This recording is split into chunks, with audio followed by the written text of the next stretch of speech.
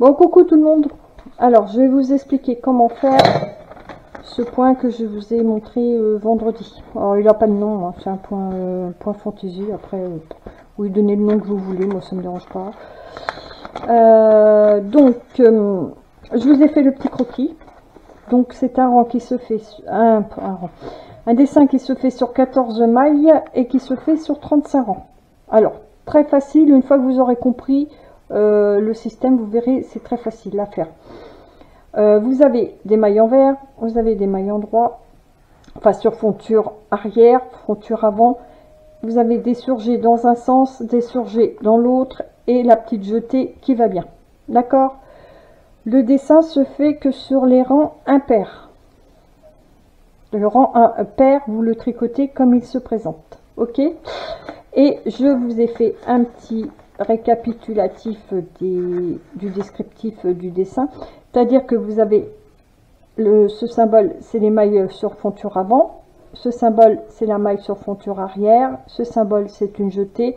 Et là, vous avez les deux surgés, c'est-à-dire, quand c'est dans ce sens-là, vous posez la maille de droite sur la gauche et vous remettez les deux ensemble sur la droite. Et inversement, pour celui-ci, vous posez la maille de gauche sur la droite et vous remettez les deux sur la gauche. D'accord? Alors, avant tout, je vais vous montrer pour faire un petit montage facile qui va vous remplacer le montage chaînette, puisque je vois que beaucoup de dames ont des difficultés avec le montage chaînette. Alors, votre dessin se fait sur 14 mailles. Moi, je vais en monter 14, donc je vais en monter 16, parce que j'ai envie d'en monter 16, voilà. Donc, je monte 16 mailles, je vais mettre 3 envers, au lieu d'en mettre 2. Et je vais faire une petite boucle. Alors, vous faites une petite boucle.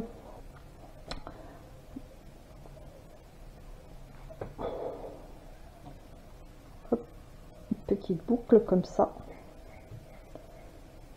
Voilà, hop. Et vous la passez sur la première aiguille. Vous resserrez un petit peu, hein, voilà. Et ensuite, avec votre index, vous allez mettre l'index, le pouce ou le majeur, ou ce que vous voulez. Hein. Moi, je prends l'index, mais voilà. Et vous allez faire des petites boucles autour de vos aiguilles. Vous voyez, c'est pas compliqué, hein. On fait des petites boucles. Voilà. Alors, moi je les fais là, elles sont pas trop montées les aiguilles, mais vous pouvez les mettre carrément tout en haut. Je crois qu'elles sont montées tout en haut d'ailleurs. Voilà. Et vous faites vos petites boucles. D'accord? Vous les poussez bien jusqu'au fond, vous voyez, avec votre doigt. Voilà, hop. Et puis, il me reste 2 à faire. Hop, hop. Et vous passez votre laine dans le chariot. D'accord? Alors, astuce, quand vous commencez à faire votre montage, là, moi je bloque la laine, hein, parce qu'autrement ça tire dessus. Ou là, moi je la bloque ici, vous voyez? Hop, et après je la libère. D'accord? Voilà. Un truc tout bête, mais pratique, mais tout bête. Après, on va mettre le peigne. Alors, on va le passer, l'équilibrer, mettre au niveau du 0. Alors bien sûr, j'ai monté 16 mailles, mais 8 d'un côté du 0 et 8 de l'autre côté. Hein. Ça, je vous explique plus maintenant comment on fait. Hein. Je pense que vous savez. Voilà. Hop. Vous mettez le petit peigne qui va bien. Voilà. Donc le peigne est pris. Vous réglez votre densité sur 8.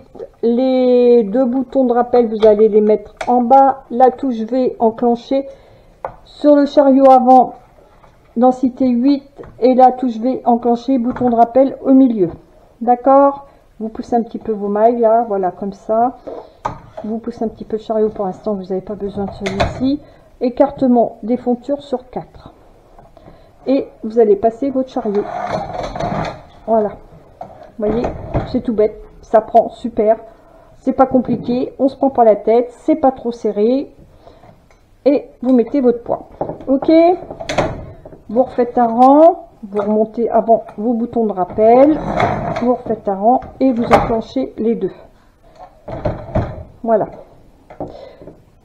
Votre compte rang à 0. Et moi je vais passer. Donc vous allez passer, vous, si vous faites sur 14, bah, vous passez 2 mailles sur la fonture.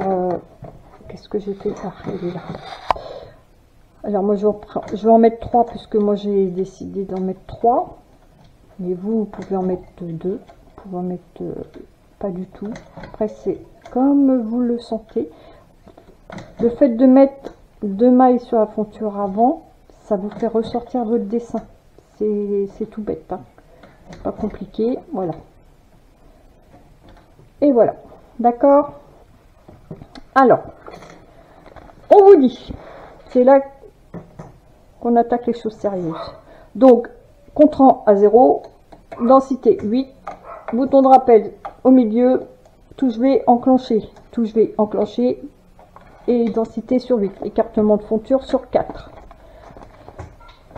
Alors, rang numéro 1, vous avez une jetée et votre surjet qui est juste après. Donc le surjet dans ce sens-là, on vous dit maille de gauche sur l'aiguille de droite, maille de gauche sur l'aiguille de droite, et vous remettez à gauche. Et vous remontez bien sûr votre aiguille qui va faire votre jetée. Donc vous avez bien votre jetée, vous avez bien votre surjet, et vous avez 2, 4, 6, 8 mailles derrière. 2, 4, 6, 8 mailles derrière. Donc pour faire ce point-là, moi je vais vous donner une astuce qui va beaucoup vous simplifier la vie. Vous basez pas sur ces mailles-là parce que vous allez être super embêté. Comptez toujours la maille qui est derrière votre surjet. D'accord? Alors là, on va tricoter le rang de travail et vous retricotez un rang puisque les rangs pairs, on les tricote comme ils se présentent. Ok? Rang numéro 3. Vous voyez, vous avez une maille là, ici. Alors, vous savez que votre surjet est toujours au même endroit. C'est-à-dire que votre surjet votre jeté va toujours être là. D'accord? Mais vous avez une maille à côté qui doit rester là. Et vous avez votre surjet après. Alors, vous allez dire, ah oui, mais alors, c'est laquelle? C'est celle-là qu'il faut que je prenne, c'est celle-là, c'est celle-là. Moi, je vais vous donner un truc tout simple. Vous comptez les mailles là qui vous restent. 2, 4, 6, 7. 2, 4, 6, 7. Et bien, vous savez que c'est celle-ci. Maille de gauche sur l'aiguille de droite. Et vous remettez à gauche. Et votre jeté doit être ici. Vous déplacez votre aiguille. Et vous remontez votre aiguille de jeté en travail. C'est-à-dire que si vous regardez, vous avez bien votre jeté, vous avez bien votre maille, et vous avez bien votre surjet qui est juste derrière, et 2, 4, 6, 7 mailles, 2, 4, 6, 7 mailles. Ok? Vous tricotez vos 2 rangs. Rang numéro 5. Donc, la jetée est toujours ici. Et là, par contre, vous avez 2 mailles à côté. Donc, bah, on fait la même. Hein. Allez, 2, 4, 6. 2, 4, 6, et bien c'est celle-ci. Et vous allez voir que ça va aller très vite pour faire votre pont. Hop, et là, et bien vous allez déplacer vos 2 mailles d'une aiguille vers la gauche et vous remontez la jetée qui est toujours à cet endroit-là. D'accord? Vous faites 2 rangs. Rang numéro 7, 2, 4, 5 mailles, 2, 4, 5 mailles. Le surjet est ici. Vous prenez la droite, vous remettez à gauche et vous déplacez vos aiguilles, vos mailles d'une aiguille vers la gauche. Vous remontez votre aiguille pour la jeter. Vous tricotez vos 2 rangs. Rang numéro 9. Vous avez 4 mailles derrière, 2, 4. Donc ces 4 mailles-là sont derrière votre surjet. Sachant que votre surjet va être sur cette aiguille-là, vous prenez la maille. Celle de droite et vous remettez à gauche. Vous déplacez maille d'une aiguille vers la gauche. Vous remontez l'aiguille pour faire votre jeté et vous tricotez vos 2 rangs. Et c'est comme ça tout le temps. Donc le point, en fin de compte, c'est un déplacement d'aiguille à chaque fois. Enfin de maille d'une aiguille vers la gauche ou d'une aiguille vers la droite, selon le rang où vous vous situez. D'accord? Là, rang numéro 11, il vous en reste 3 derrière. Et ben hop, et c'est comme ça jusqu'au rang numéro 19. Donc là, hop, là, vous déplacez toutes vos mailles. Alors moi, après, vous prenez le chat, le 6 ou ce que vous voulez. Hein. Moi, c'est parce que j'ai 2 mains prises, donc c'est un petit peu juste pour travailler. Voilà. Rang numéro 13, ben, il vous en reste 2 derrière. Donc vous prenez la maille de gauche sur la droite, vous remettez à gauche et ensuite vous déplacez vos mailles, hop, d'une aiguille vers la gauche afin que votre jeté se trouve toujours au même endroit. 3, 6, 2, 4, 6, votre surjet et vos 2 mailles devant. Et les 2 mailles devant. D'accord? Rang numéro 15. Et ben là, c'est pas compliqué, il vous reste une maille. Donc, il reste une maille. Vous prenez celle-ci. Vous faites exactement la même opération. Vous déplacez vos aiguilles. C'est un déplacement de maille à chaque fois. C'est ce qui va faire votre dessin en somme. Puisque votre jeté est toujours au même endroit. D'accord? Hop, hop. Au rang 17, ben là c'est sur la dernière, donc vous pouvez pas vous tromper. Hein. Et ensuite, vous déplacez toutes vos mailles d'une aiguille vers la gauche pour que la jetée qui est ici se retrouve ici. C'est tout bête. Et quand vous allez revenir dans l'autre sens, c'est-à-dire quand vous allez faire le dessin dans l'autre sens, et bien vous allez faire toutes ces opérations dans l'autre sens. Et vous remontez votre aiguille. Voilà. Et là, on va faire le rang 19. Donc le rang 19, comme je vous disais, le rang 19 est dans l'autre sens. D'accord? Voyez? Donc, vous allez prendre la maille de droite que vous allez mettre à gauche et que vous allez remettre à droite. D'accord? Prenez la maille de droite, vous mettez à gauche et vous remettez à droite.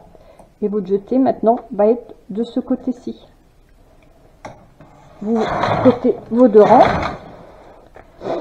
Rang 21, bah vous laissez une maille. Bon bah vous faites exactement la même technique que de l'autre côté. 2, 4, 6, 7. 2, 4, 6, 7.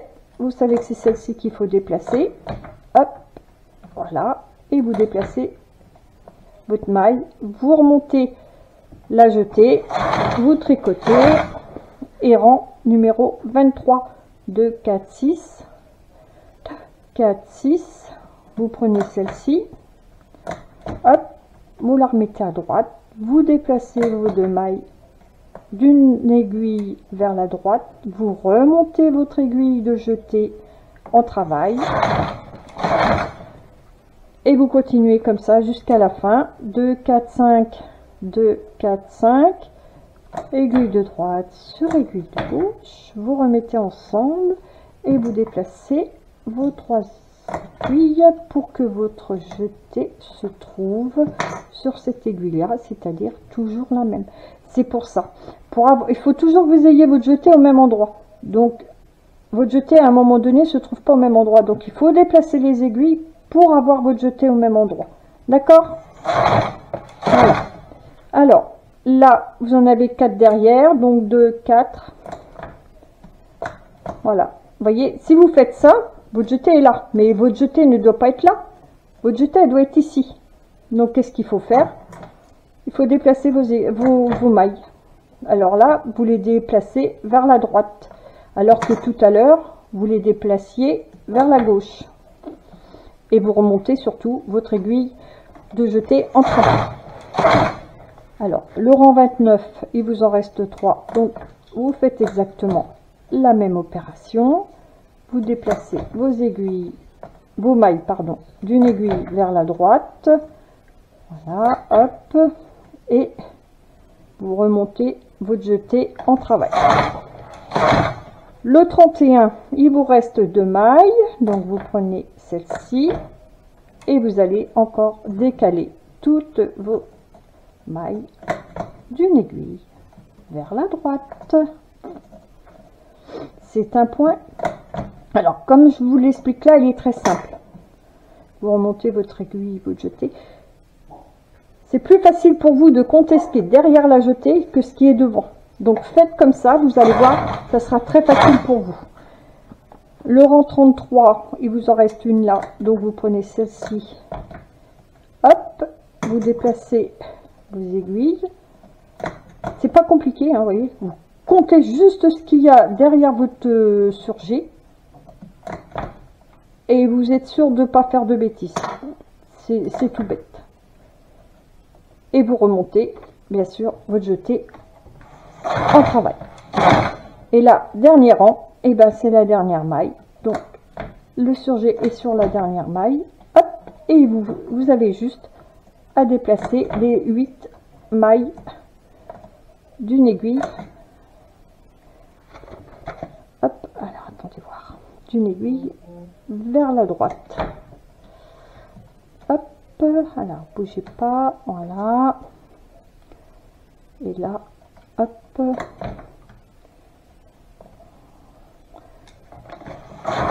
Et voilà. Et là, vous avez fait toute cette partie-là.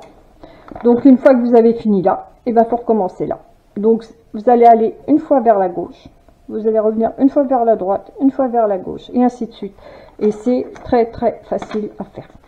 Il faut juste faire attention de bien laisser votre jeté au bon endroit. D'accord? Et ensuite, de calculer, pas de calculer, même pas, parce que vous n'avez pas besoin, juste de compter la maille qui est derrière votre